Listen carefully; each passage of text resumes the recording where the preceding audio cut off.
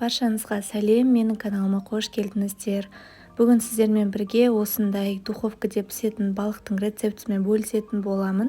Жасалу жолы оп-оңай, видеомды соңына дейін қарап көріңіздер. Керек заттарды описаниеге қалдырып жазып кетемін.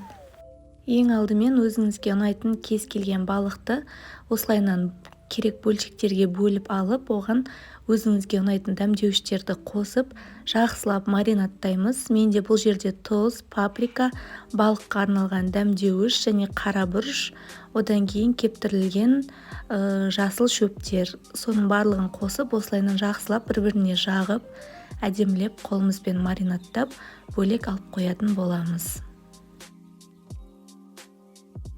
Балығымыз дайын болам дегенше, маринадталам дегенше қасына салмасын дайындаймыз.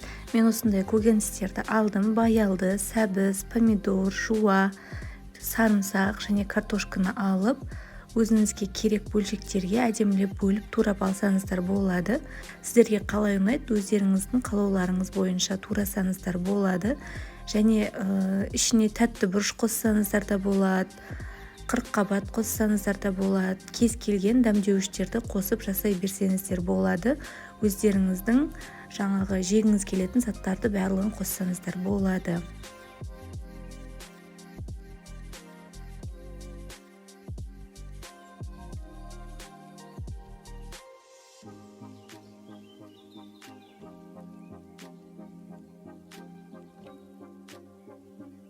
Одан кейін осылайынан турап болғаннан кейін үстіне керек дәмдеуіштерімізді салып, үстіне май құямыз. Мен оливковый майын қостым. Егер сіздерде ол болмаса, кәдімгі майды құйып, жақсылап араластырсаңыздар болады.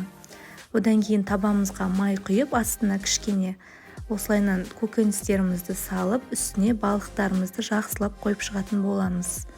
Одан кейін міндетті түрде бетін фольгамен жабыңыздар.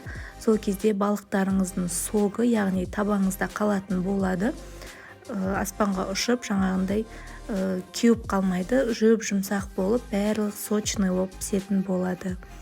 Одан кейін қызып тұрған 200 градус пеште 1-1,5 сағатта пісіріп аласыздар. Ол әркімнің пеші әрқалай, өзіңіздің пешіңізге байланысты. Негізі көбінесе майға қуырып жегенше, осылайынан пешке пісіріп жеген өте пайдалы. Особенно үлкен кісілерге, жаңағындай асқазан ауыратын, яғни диетада жүрген, бауыр ауыратын кісілерге осылайынан пеште жасап жеуге кеңес беремін.